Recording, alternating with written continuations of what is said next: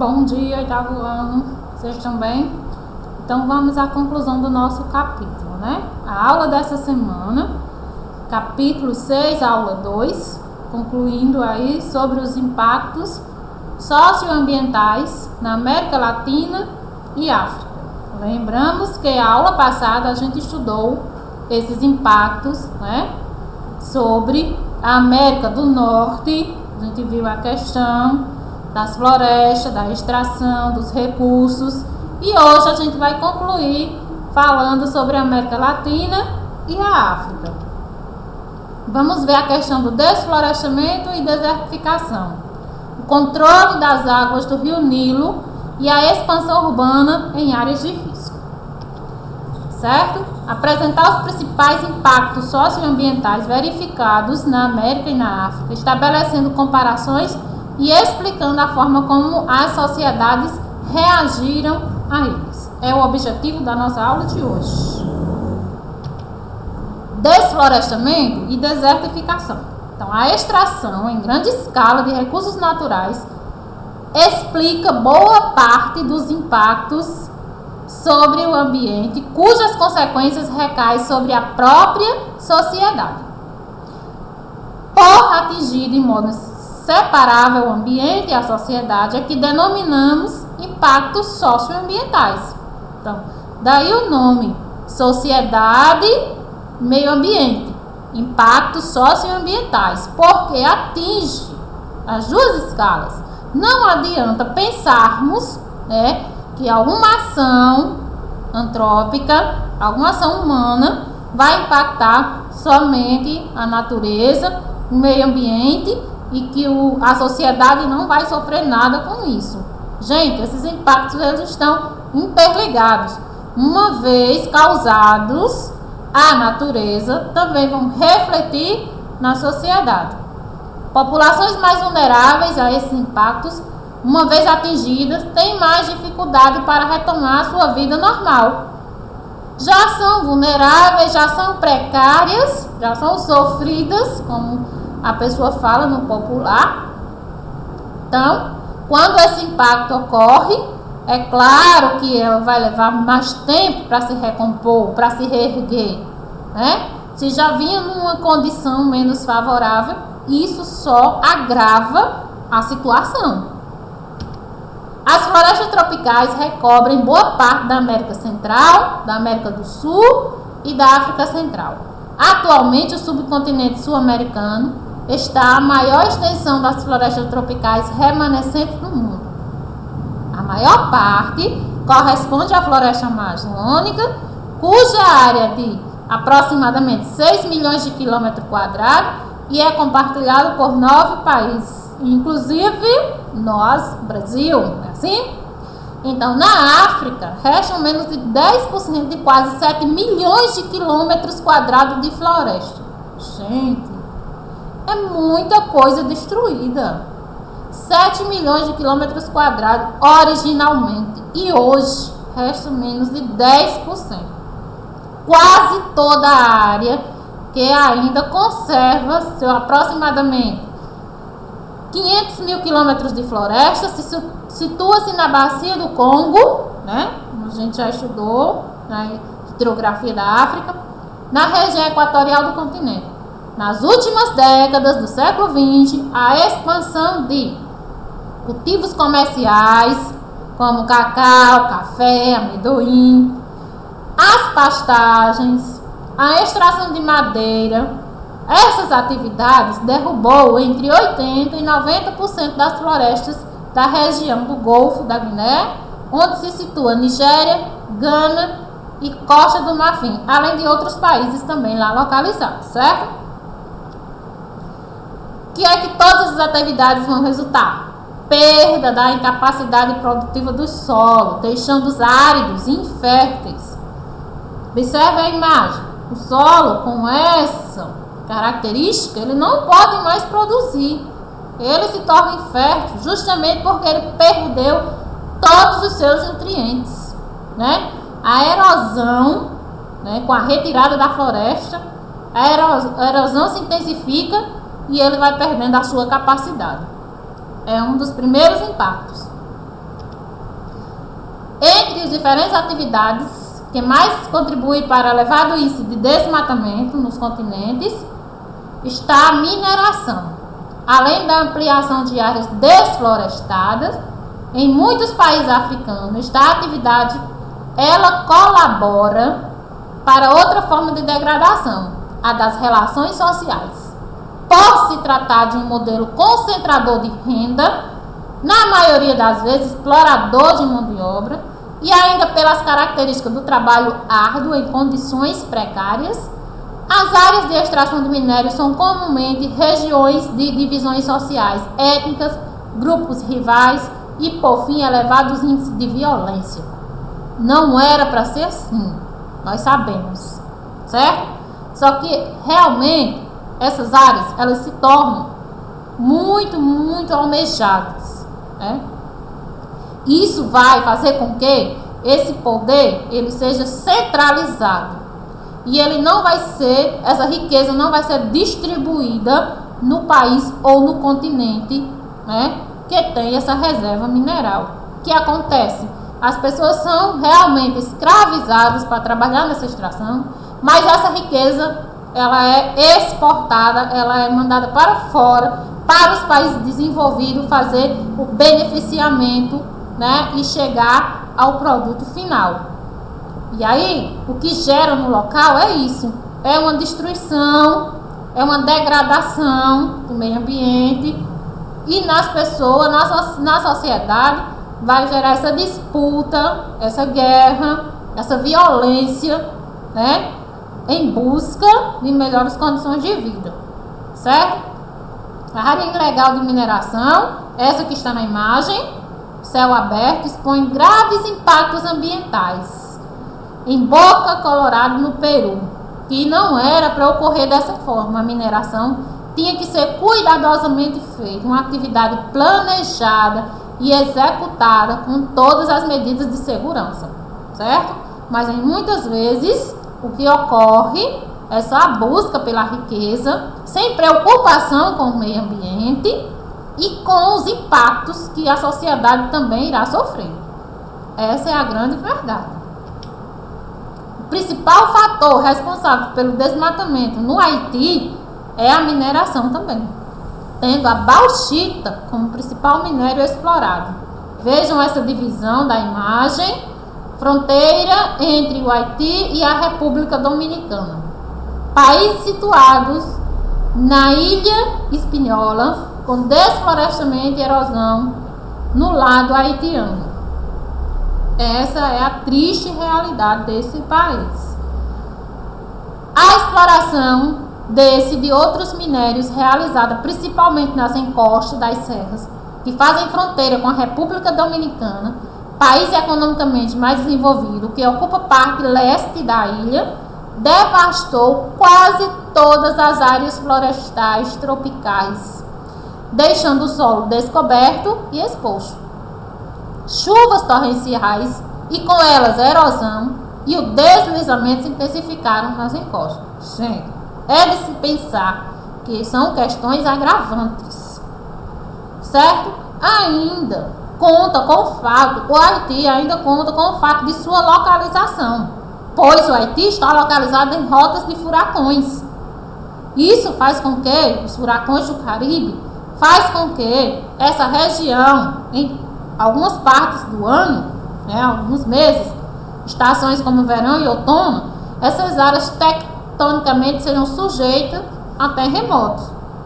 Outra questão que ainda agrava mais a situação. Nesse contexto, é compreensível que o Haiti esteja entre os maiores emissores de imigrantes e refugiados para os demais países, incluindo aí para o Brasil. Não é brincadeira se pensar na questão dos haitianos. Já moram, né, em uma localização de formação geológica, como ele fala, né, das placas tectônicas que são sujeitas aos tremores e aos terremotos. Ok, localização, formação geológica, certo, natureza. Só que junto com todas essas características, ainda tem as ações antrópicas que agravam ainda mais a vida das pessoas desse país. Porque derrubam as florestas, deixa o solo desprotegido, pobre de nutrientes, vem a chuva e carrega esse solo, causando as erosões, né? Tudo isso são situações agravantes para a sobrevivência dessas pessoas. Tais atividades são responsáveis também pelo rápido processo de redução das formações vegetais nos domínios das savanas. Em meio século, as savanas da África sofreram um recuo de 2/3 da área que existia em 1960, afetando toda a fauna africana. No Cerrado, domínio de savana no Brasil, os índices de degradação da vegetação original também atingiram proporções altas, ao mesmo tempo que as unidades federativas Centro-Oeste, região onde predomina, se tornam principais produtores e exportadores de soja. Então, pensar em produção, larga escala, exportação, lucro. Também vamos pensar em meio ambiente, impactos ambientais e socioambientais, porque estão interligados, não tem como. E vai deixar de produzir? O país vai deixar de crescer para não impactar a natureza? Não, de forma nenhuma. O país é que tem que buscar medidas alternativas, planejamentos que façam essa produção ser menos impactante. Aí sim, estaríamos no caminho mais correto, certo? Esse gráfico, esse arco no mapa, mostra o desmatamento na Amazônia em forma de arco, por isso ele tem esse nome, com as unidades de conservação. Vamos já falar sobre elas. A parte mais escura representa unidades de conservação. O verde mais claro representando as terras indígenas, né? Essas terras que foram legalizadas, protegidas por lei, por isso representadas no mapa dessa forma. O arco do desmatamento é o que está contornando aqui toda essa área, e o desmatamento propriamente dito até o ano de 2016. Então, muito preocupante. É uma questão a se preocupar, porque ele está expandindo, está crescendo essa área de desmatamento, e sabemos que é prejuízo, né? A conservação das florestas, savanas e pradarias, em contrapartida, pode garantir a manutenção de outros ecossistemas que se relacionam a eles ou que estão neles inseridos. É um conjunto, é pensar como o todo, porque se eu agravo um, eu estou atingindo o outro também. Não, tia, mas só derrubou a floresta. Ninguém mexeu lá no lago, no rio, né? Eles estão lá bem quietinhos. De forma alguma. Se você derrubou a floresta, você vai impactar as fontes de águas naturais, você vai impactar o solo que ficou exposto, esse solo vai perder nutrientes, essas fontes de água podem secar, e é tudo um conjunto. Então impacta sim, certo? Os outros ecossistemas vão sofrer os impactos causados a primeiro ambiente, seja a floresta, a savana, a pradaria. Então, em muitas regiões na América e na África, a falta de cuidado com o esgotamento dos recursos, como a vegetação e a água, tem possibilitado a expansão de áreas desérticas e semidesérticas. Um grande exemplo é a margem do sul do deserto do Saara. Atenção aqui para o ponto-chave. Desertos são domínios mais antigos que a presença humana. Ok. Esses domínios já existiam antes mesmo que o homem chegasse, os desertos. Agora, a desertificação é o processo de expansão dos desertos. Significa que os desertos estão aumentando, estão crescendo. Isso não é fenômeno natural. Isso está relacionado com as ações humanas, certo? Não foi o homem que fez o deserto, ok. Mas o homem está interferindo na dinâmica dos desertos, está causando essa expansão, entenderam? E as unidades de conservação, que eu destaquei lá no mapa. Esses territórios, né, são espaços territoriais e seus componentes que abrangem águas jurisdicionais, características naturais relevantes, legalmente instituídas pelo poder público, com o objetivo de preservar e conservar os limites, definidos sob regime especial de administração, ao qual se aplica garantias adequadas de proteção. Então, esse é o papel das unidades de conservação. Preservar, conservar os limites, né? Limites definidos por leis, então esses limites não devem ser ultrapassados, eles devem ser preservados, ok? Regiões áridas semi-áridas, vulneráveis, está aí no material de vocês, para a gente observar pelo nível, a cor de cada parte, né? Observando aí a África, América Latina, que estamos estudando hoje, olha aí o nível pela cor e a categoria de desertificação dessas partes.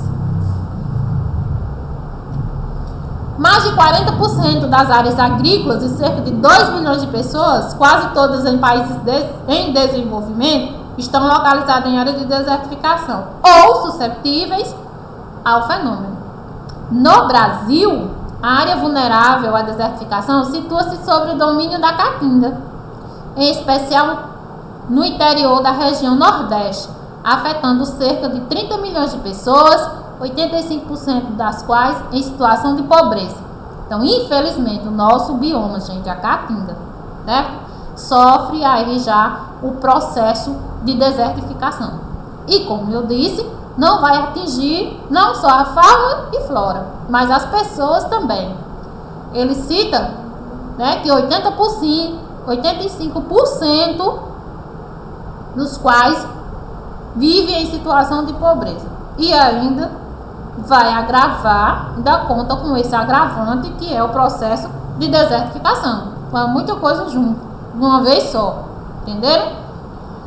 Períodos extraordinariamente longos de seca, ocorridos na década de 1930 no meio oeste dos Estados Unidos e de 1970 no Sahel, levaram a comunidade internacional a se mobilizar em relação ao problema de desertificação e criar uma conferência internacional das Nações Unidas para combate à desertificação. Essa conferência foi realizada em 1977 em Nairobi, na Quênia. É uma questão preocupante que já vem, né, de décadas atrás, como vocês viram aqui, em 1977 já houve essa preocupação por conta dos Estados Unidos e outros países. A questão da desertificação. E a imagem ao lado, né?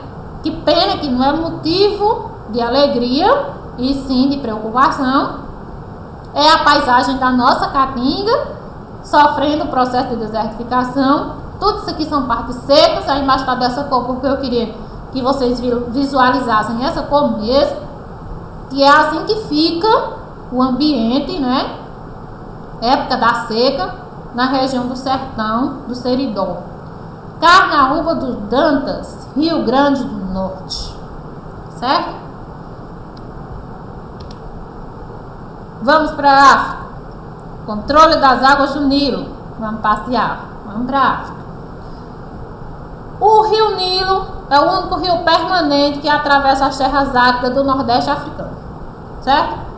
Abastecido desde as montanhas e lagos da África Oriental, apresenta uma vazão mais intensa durante os meses de verão, quando o período de umidade é maior na Etiópia, de onde vem o Nilo Azul, um dos seus principais formadores. O que foi feito nesse rio, né? Porque esse tópico ganhou esse nome de controle, ok? Grande barragem do Assuã, que foi criada para represamento, capacidade de armazenamento acima da necessidade, tornando-se possível a irrigação no ano inteiro.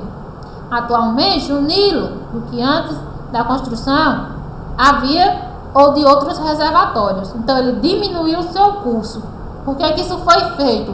Então, essa represa foi construída com o objetivo de oferecer essa atividade de irrigação o ano inteiro, que antes só era realizada em uma parte do ano, né, no período em que havia mais água no rio. Houve a ideia da construção dessa represa, dessa barragem, armazenando muita água acima da necessidade, como ele diz, e aí a prática da irrigação pôde ser feita o ano inteiro. Mas aí, em consequência, ele já cita que o Nilo diminuiu seu volume, em consequência tanto dessa represa como de outros reservatórios que já foi construído nele. Expansão urbana em áreas de risco. Então, desde 2007, a maioria da população tornou-se urbana. Nós sabemos que o processo de industrialização também desencadeou aí o processo de urbanização, crescimento das cidades, não é assim? E as populações passaram a viver mais nas cidades do que no campo. Ok. Na América Latina e mais recentemente na África subsaariana, este processo decorreu do êxodo rural. Já estudamos o êxodo rural lá no 6º e 7º ano. Questão da vida das pessoas do campo para a cidade, buscando melhores condições de vida, trabalho e renda. Êxodo rural, ok. Então, essa atividade, essa concentração toda, faz com que as pessoas saiam do campo, vindo para a cidade, né? Principalmente em torno das regiões metropolitanas, aquelas que vão oferecer, como eu disse, trabalho, fonte de renda para essas famílias. Nas cidades, nós sabemos que há uma divisão de áreas. Então, áreas mais bem dotadas de infraestrutura são mais valorizadas, mais caras. Áreas menos dotadas dessa infraestrutura, menos valorizadas. O que são essas áreas? Então, vamos pensar. Se eu moro em uma parte da cidade onde se concentra todos os serviços que eu preciso, eu tenho rede de esgoto, água tratada, acesso à informação, tecnologia, escola, empresa para trabalhar e saúde, serviço de saúde se eu necessitar. Tudo concentrado naquela área em que eu resido. Ok, então isso é uma área mais valorizada, mais cara, certo? Agora, se eu não posso pagar para morar naquela área, eu vou ter que morar mais distante de todos esses serviços que eu falei. E eu posso encontrar um lugar para morar onde eu não tenha rua asfaltada, rede de esgoto, não tenha uma boa segurança naquele bairro, naquela rua, iluminação, coleta de lixo. Posso encontrar esses lugares? Posso sim. E vai ser o lugar onde eu vou poder morar, porque vai ser mais barato. Então isso é chamado de áreas menos valorizadas. Consequentemente, essas áreas que estão distantes de todos os serviços que eu preciso, né? Comércio, saúde, educação, trabalho, são menos valorizadas e são consideradas áreas de risco porque não poderiam ser habitadas. E porque as pessoas vão morar lá? Repito, porque não tem outro local para morar, por falta de opção. Claro que eu prefiro morar na área mais valorizada. Lógico, se fosse para me oferecer onde eu gostaria, eu ia ficar naquela área que tem todas as condições favoráveis que eu falei. Mas eu preciso de uma casa para morar e não estou conseguindo, porque ali é muito caro. Eu vou ter que habitar no local que estiver disponível. E aí, gente, vai vir a questão dos morros e das encostas e também das áreas de várzeas. Essas áreas, muitas vezes até próximas de lixão das cidades, elas não poderiam ser habitadas. São chamadas áreas de riscos ou áreas impróprias. Mas as pessoas, por não terem outro local, tendem a habitá-las. E aí vão conviver com esse perigo, com esse risco. Então, primeira coisa que ocorre para se fazer a casa lá, nessa área, a retirada da cobertura vegetal. E o solo desprotegido é sinal de deslizamento, né? A chuva pode vir encharcar o solo, que fica pesado, e descer das partes mais altas para as partes mais baixas. Isso vai ocasionar um deslizamento ou soterramento das encostas, certo? Segunda coisa, se eu moro sem uma infraestrutura, né, o risco tanto dos desabamentos, deslizamento, das enchentes, né, todos esses riscos também vão estar associados aos riscos, os perigos sociais também que pode ocorrer naquela área. Essas áreas mais afastadas são as menos assistidas pelo poder público. Não tem infraestrutura adequada para todo mundo. As pessoas vão construindo sua casa onde conseguem fazer, da forma que conseguem, só querem saber se tem uma casa, um lugar para morar. A imagem do nosso material retrata essa triste situação, né? Infelizmente ocorre. Deslizamento de terra em Nova Friburgo. E as pessoas já sabem que essa parte do solo pode descer, por que elas não fazem a casa aí nesse lugar? Né? Boa pergunta. As pessoas sabem que isso pode acontecer, mas as pessoas precisam morar em algum lugar para trabalhar, para estudar, né? Para prosseguir a vida. Então vão fazendo aqui mesmo, sabendo que correm o risco, que correm o perigo de serem levados aí por esses soterramentos. É triste, mas ocorre. E a segunda imagem é uma chuva que causa enchente e provoca prejuízo. Porto Velho, Rondônia. Também área de várzea, como eu falei lá, nem pode ser habitada. Área de encosta nem de morro, porque pode haver o deslizamento, o soterramento das casas, muitas vezes matam as pessoas. E nem pode ser habitada as áreas de várzeas, que são as áreas baixas, próximas dos rios. Quando esse rio enche, transborda, né, a sua capacidade, ele invade a cidade, invade as áreas habitáveis. E aí, causando aí todo o transtorno de enchente, né, invade as casas, né, muitas vezes até levam as pessoas pela correnteza da água, algumas pessoas saem aí na água também, sem contar com prejuízo material da casa, dos móveis, muitas vezes até com prejuízo da vida, certo? Gente, por hoje é só. Nossa aula aqui está concluindo o capítulo, né? Espero que vocês tenham gostado, pensado em todas essas questões, que a gente pode impactar o meio ambiente, dependendo das nossas ações. A gente não pode parar o desenvolvimento, mas podemos pensar em forma sustentável do desenvolvimento, não é assim? Porque esses impactos vão impactar não só a natureza, como a sociedade também. Boa aula, boa semana e até a próxima.